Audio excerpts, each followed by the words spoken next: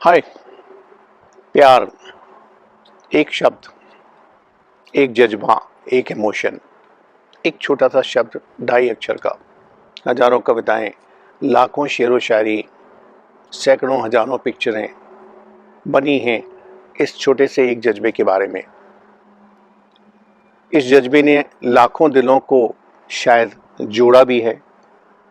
उनकी ज़िंदगी में उनको साथ रहने के लिए एक नया उत्साह, एक नई उमंग, एक नया अंदाज दिया है। तो अगर लाखों लोगों को जोड़ा भी है तो करोड़ों लोगों को तोड़ा भी है। जितने जुड़े हैं उससे ज़्यादा टूटे हैं, उससे ज़्यादा टूटे हैं, उससे ज़्यादा दुखी हुए हैं। क्यों? क्या है ऐसी बात? क्या है ऐसी मिस्ट्री? क्या है ऐसा रहस्य?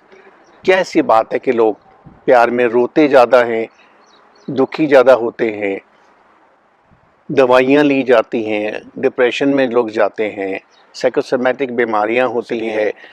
एक वर्ड है लव, प्यार। एक वर्ड है लविंग। शायद लव के बारे में तो हम सब लोग जानते हैं, सुना है, पढ़ा है किताबों में भी, फ्रेंड से भी। I love her, I love him.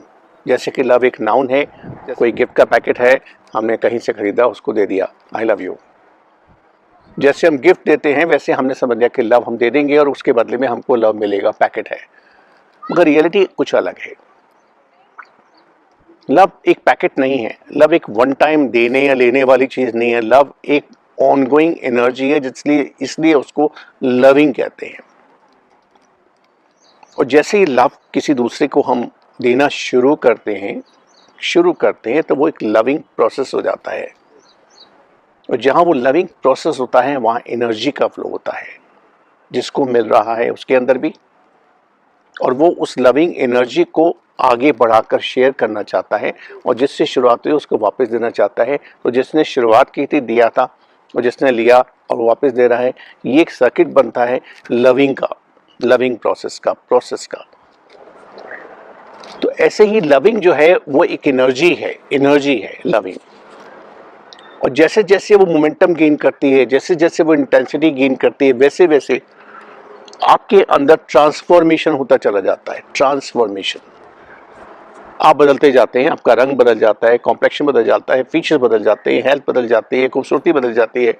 बहुत सारे लोग जो बहुत साधारण काफ़ी लोगों को नज़र आते हैं, वही साधारण लगने वाले लोग एकदम से उन्हीं लोगों को खूबसूरत लगने लगते हैं, क्योंकि वो लविंग एनर्जी आपको अंदर से नरिश कर रही है, आपको अंदर से मैजिकली ट्रांसफॉर्म कर रही है।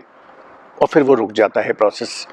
और जब जब ये प्रोसेस रुक जाता है, लविंग से वापस लव पर आ जाता है। यू डोंट लव मी, सुना है नया वर्ड काफ़ी commonly, you don't love me, no I love you, no you don't love me, no I love you.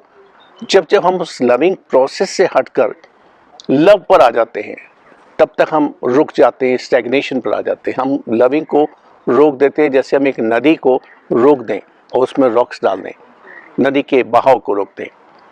आपने सुना है ना, जब हार्ट अटैक होता है उसका मतलब क्या है? कहीं क्लॉट हो गया, क्लॉट हार्ट में कहीं किसी आर्टरी में जाके अटक गया, हार्ट का फेल हो गया, या ब्रेन में स्ट्रोक हो गया, क्योंकि वो जो खून का बहाव था वो रुक गया। ऐसे ही हमारे जीवन में जब एनर्जी का बहाव, लविंग एनर्जी का बहाव रुक जाता है, तो पहले माइल्ड डिप्रेशन होता है, फिर मेजर डिप्रेशन होता है, फिर सीवियर डिप्रेशन होता है, फिर सुसाइडल थॉट्स आते हैं।